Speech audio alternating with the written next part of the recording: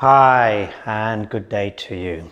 So this is one of a number of videos that I shall be making for you to understand the principles of yogic breathing and the principles of yogic asanas.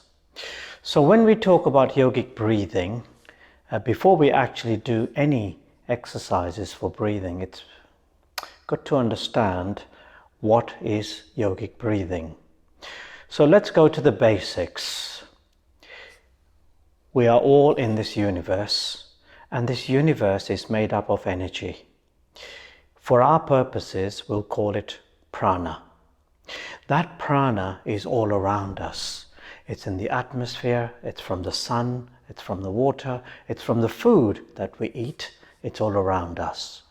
So what is this prana? So the direct translation and the most understandable translation of the word prana from Sanskrit is life force. It's what gives us the energy to survive, to breathe, and do all the functions that we can do in our bodies, for example. Okay, so without really going deeply into other things, we'll just concentrate more on yoga and prana and the relationship of yogic breathing with prana. So if you have prana around you, you can actually take it inside you in the form of breath. So that breath is your life force, it's your energy, and that's what allows you to have all the functions in the body. Your cells need breath, your cells need energy. Those are all the things that you can do with the help of prana. Without that, we cease to exist, we cease to function. So from a yogic standpoint, it's better to understand how that prana is used and distributed in our physical body.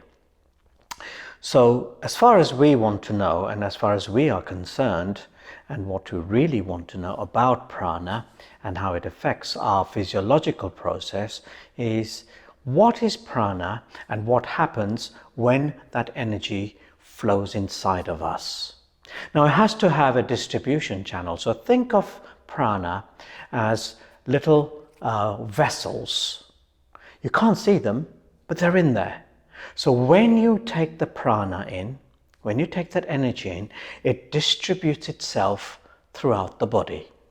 Now, in the yogic sense, that distribution is by millions of little nadis, little vessels. But the millions of vessels are used by the three main distributions in terms of nadis. There are three main nadis in our body.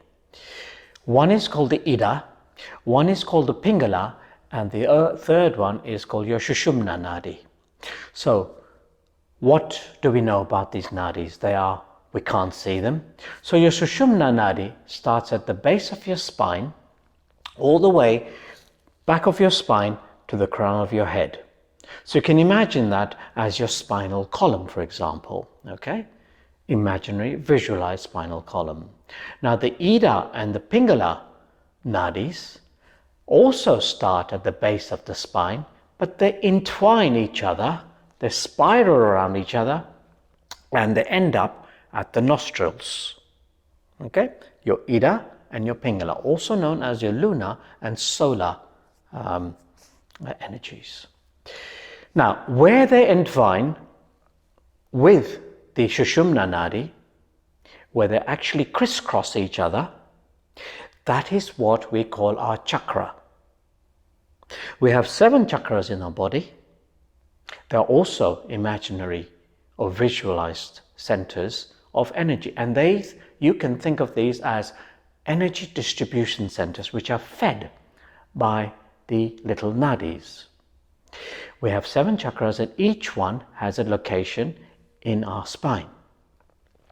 So how is this important? It's very, very important, because we need to know how that prana enters our body and how it actually exits our body. So a simple way of understanding it is the yogic way of doing things. And the art of yogic breathing is got a label. It's called pranayama. Prana, your life force. Yama, the control of your life force. So yogic breathing is the control of the life force, which is your energy that enters the body and exits the body. So for our purposes, we'll keep it very simple. What enters the body, we'll call it prana. What exits the body, we'll call it aparna. Now, how and where does this energy enter and exit? In yoga, we only breathe through our nostrils. In yoga, we only exhale through our nostrils. So throughout any yogic practice, unless of course directed by your yoga instructor, the mouth remains closed. So in any yogic practice that I will now work with you with, keep the mouth closed at all times. You don't have to force it shut, but keep it closed. So how does this prana enter our body? Now it's important to have, before you do any yogic breathing, the correct posture. The reason why we need a correct posture is that if you can imagine the prana entering through your nostrils, and if there are any restrictions, then the flow of that energy is therefore restricted. So, for example, if I'm slumped like this, the restriction from my nostrils, or the energy flow from my nostrils to the base of my spine, is restricted because I am hunching. So my spine isn't straight, so there is less flow into my Sushumna Nadi. Okay? Equally, if my chin is towards my chest, so my throat is restricted, and of course we have our windpipe here. That restricts the flow of energy. So it's important to understand that whenever we breathe, we must breathe with the correct posture. What is the correct posture? And as far as we are concerned, when we have the correct posture, it means that our bones are fully aligned. So if I'm seated in this position, you can see, for example, maybe you don't see the full picture, my heel is in line with my knee. So there is no weight, there is no muscular force in this particular posture. Also, when I'm seated in this chair, my hips are in line with my shoulders. In other words, I'm not leaning forward, I'm not leaning backwards. If that happens, my spine is straight. If my spine is straight, my head sits on my shoulders. Very, very important. And my chin does not go towards my chest, nor does it rise. It sits comfortably, so my chin is parallel to the floor. This is correct posture. Okay? Now, when we want to breathe, we want to understand the flow of that breath. The first, we'll do 3 exercises today. The first and the most important one to start off with is to understand how that breath enters your nostrils, how it goes further down towards your spine. And this is called abdominal breathing. How do we know it's abdominal breathing? Very simple. Place your right hand just at your navel or below your navel. Close that mouth, and you want to inhale. As soon as you start inhaling, the belly starts to expand. So when you inhale, the breath goes firstly to the stomach area, so the stomach expands, then to your middle of your chest, and then towards your throat. 3 areas. So when you inhale, the belly expands. When you exhale, the belly contracts. So when you place that hand, you will feel the movement of the breath in and out. if you see a little bit of motion of my t-shirt, which is hugging my belly, I'm breathing in and out. So feel that breath moving in. As soon as the breath comes in, the belly expands. As soon as the breath is exhaled, the belly contracts. This is your normal breath. Belly expanding with the inhale, belly contracting with the exhale. So you need to learn how to use that breath. Inhaling, belly expands. Exhaling, belly contracts. Inhaling, belly expands. Exhaling, belly contracts. So the hand is a good indicator of the expansion and the contraction of the belly. Expansion is inhalation, contraction is exhalation. So that is your normal breathing.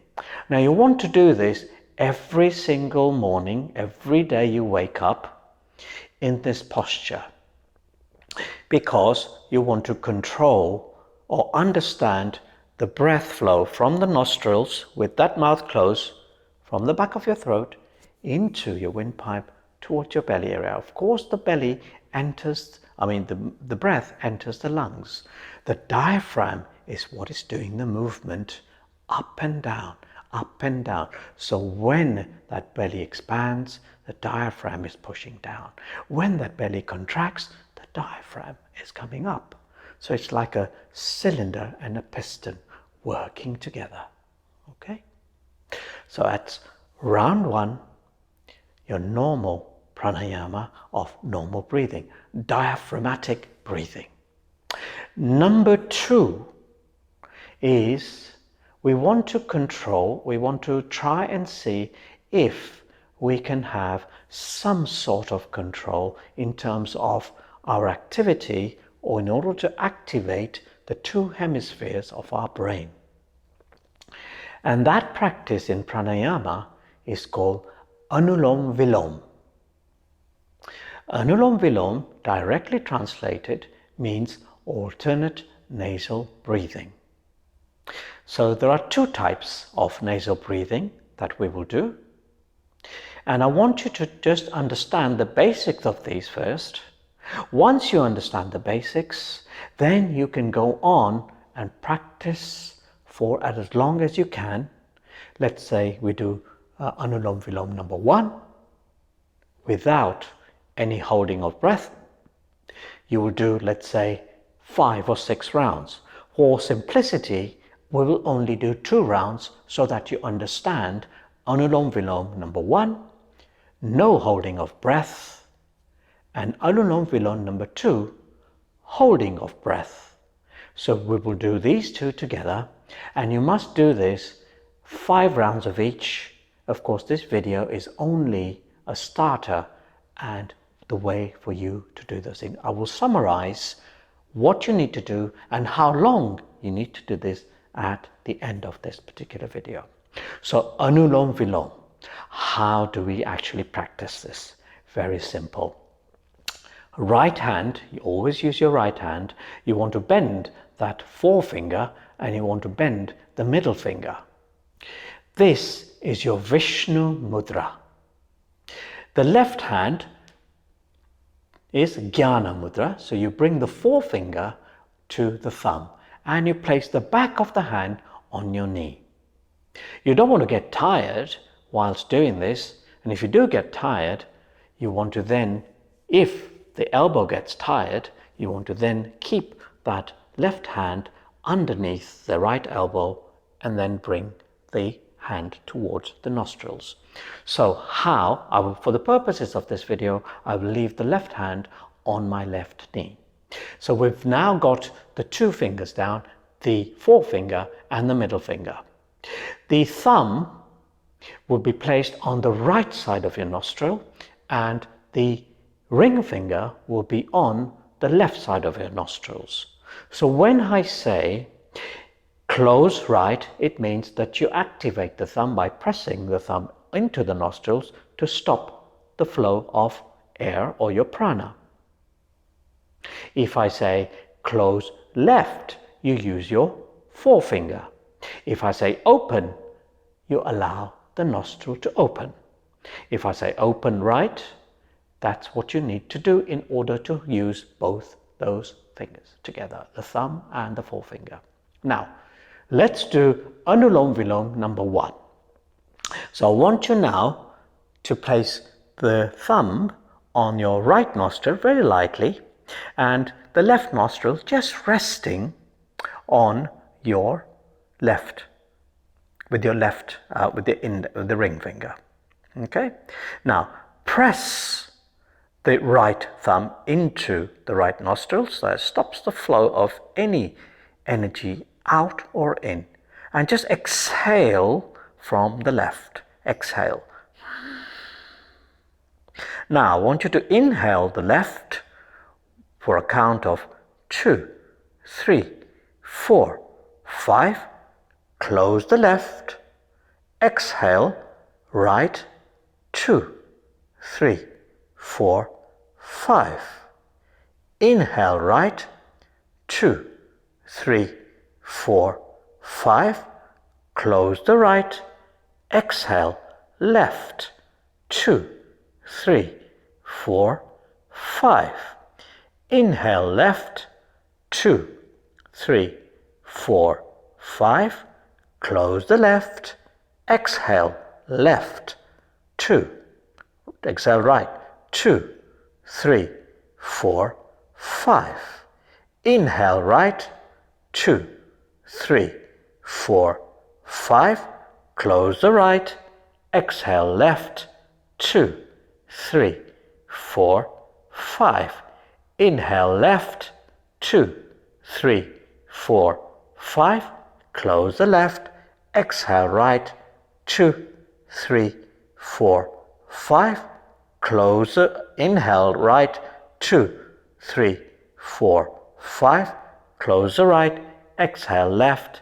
2, 3, 4, 5. And release. Always start and finish for the left nostrils. Okay, so that's Anulom Vilom 1. No holding of breath when you change from the inhale to the exhale. All right, now Anulom Vilom number 2. In this, we hold our breath for a count of 5 and we exhale double the count of the inhalation. The hold in yogic terms is called kumbhaka. Kumbhak means holding the breath. So, similar to Anulom Vilom 1, once again, right thumb on the right nostril, left thumb on your left nostrils. Press the right thumb, exhale everything out first from your left.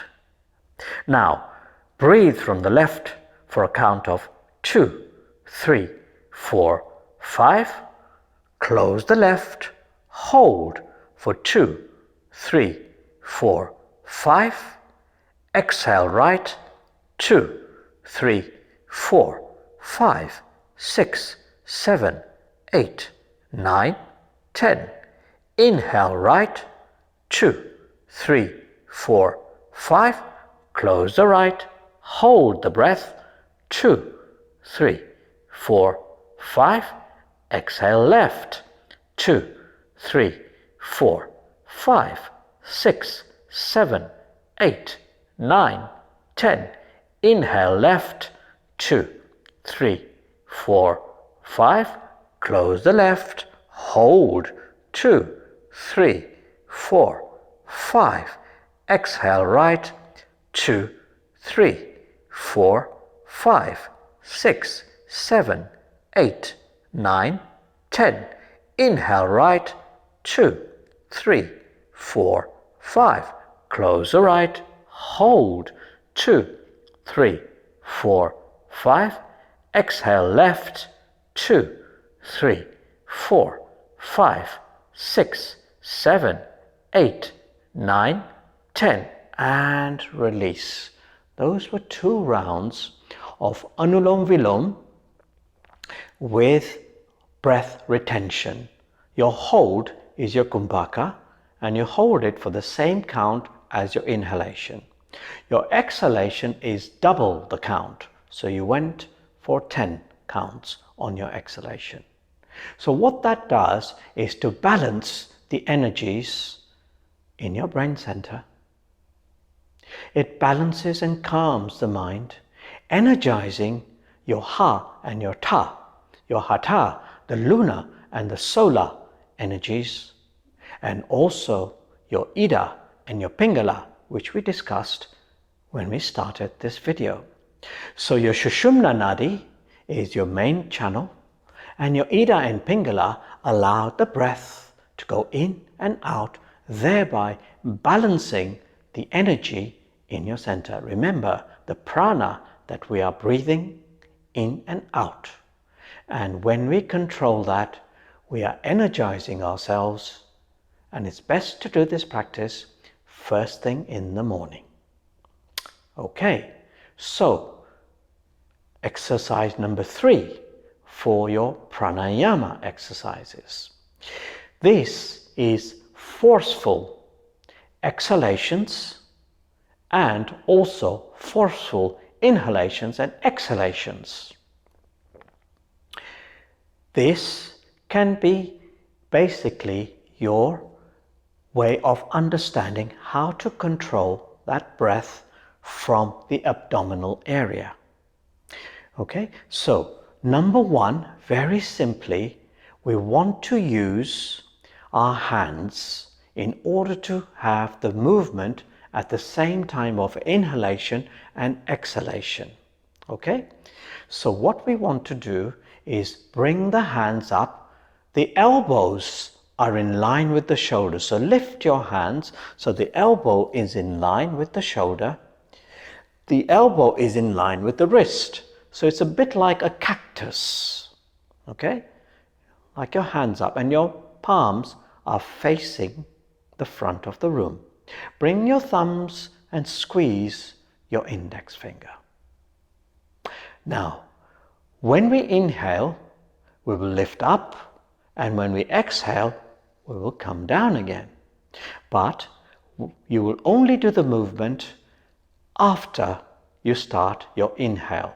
So in other words, breath will lead the movement. So inhale, exhale through your nose. Keep your mouth closed. Inhale, exhale. Inhale, exhale. Inhale, exhale. Inhale, exhale. And we will do that for 10 times. I'll only do that with you for 3 times so that you understand. So you're forcing the inhalation and exhalation through your abdominals. Now you can increase the pace of the inhalation and exhalations as you wish. So it depends totally on how much energy you want to expend. So let me give you an idea as to what I would like to do. Remember, breath leads the movement, not movement first. Breath must lead first. So you start breathing in before you lift the arms. You start exhaling before you drop the arms, okay? So I want to now increase the pace of this inhalation and exhalation forcefully using my abdominals, okay? So I won't talk, but you can hear my breathing.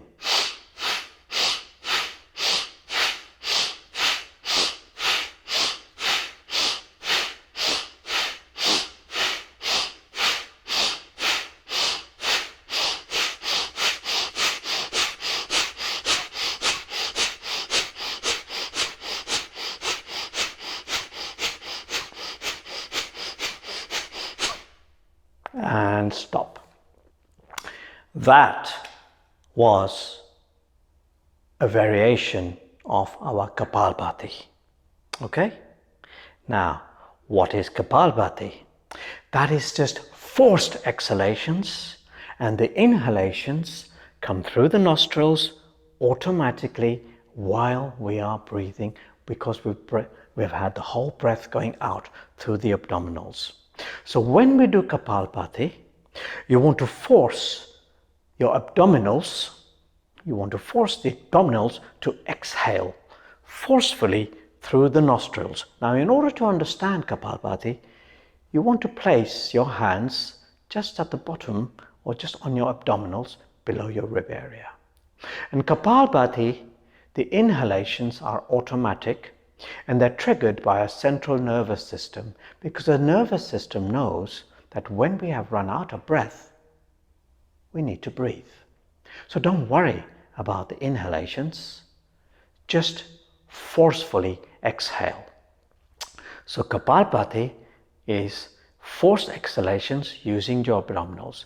The shoulders must remain firm, they do not move. The head remains firm, it doesn't move. The neck remains firm, it doesn't move. The only thing that's moving is your abdominals. So it sounds something like this. Go slowly with the beat when you first start, like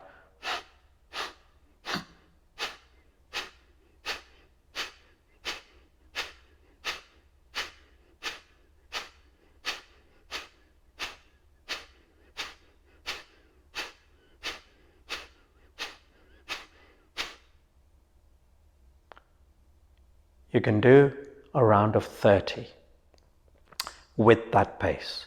You can increase the pace and decrease the pace as you wish, as you build up speed. So faster pace, and no need to go faster at all, but faster sounds something like this.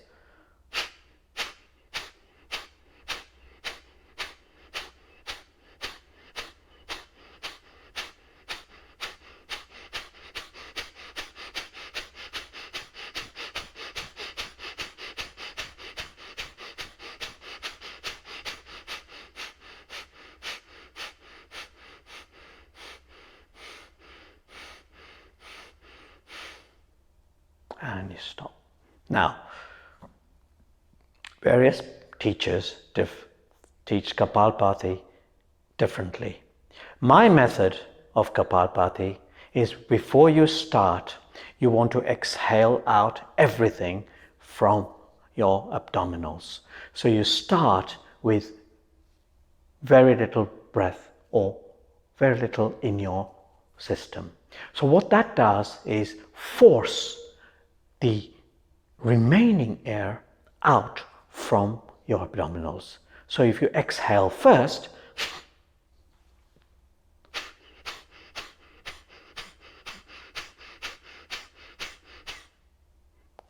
instead of inhaling and then exhaling, because if you inhale, you already have filled your belly with that breath. So exhale first and then start your Kapalbhati. Okay?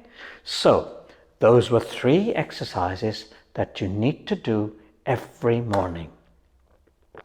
Now, how long should you take? It really depends on how much you want to do it. I would suggest a minimum of 15 minutes of all the 3 exercises, and then you build up gradually to about 20 minutes, 25 minutes, and then up to half an hour.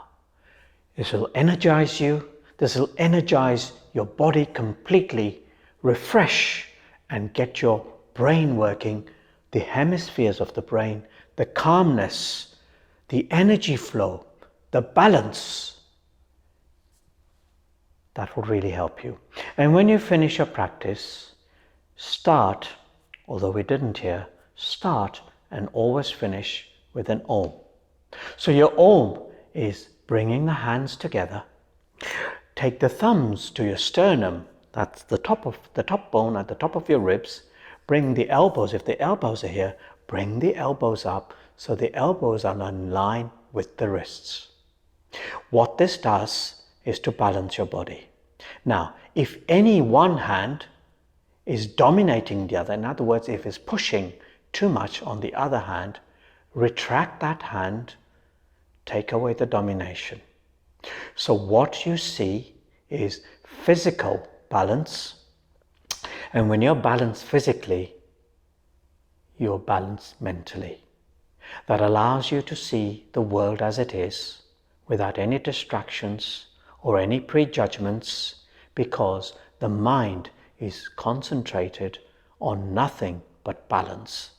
Once you have domination taking place, the mind is then saying, why is that hand pushing on the other, and I need to concentrate on protecting the other or retracting the other.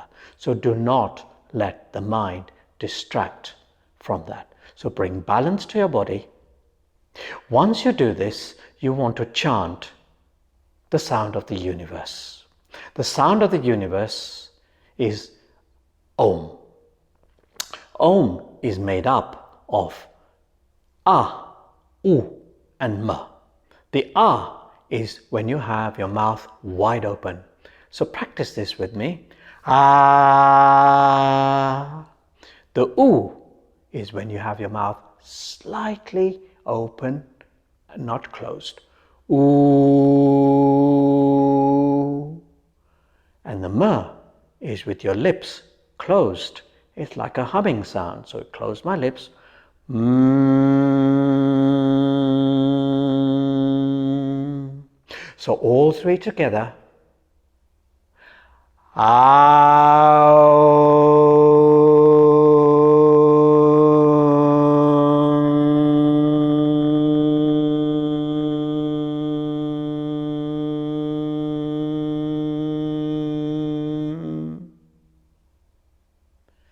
With that, namaste. This is your first video. I'll be making some more. So let me know how you get along. And if there are any questions arising from this, please let me know. Send me a message. I'll be happy to answer them for you. Namaste. Om Shanti, Om Shanti, Om Shanti. Finish off with Om Shanti as well. May peace be with you always, and always be with your mind and carry you to your destination. Thank you.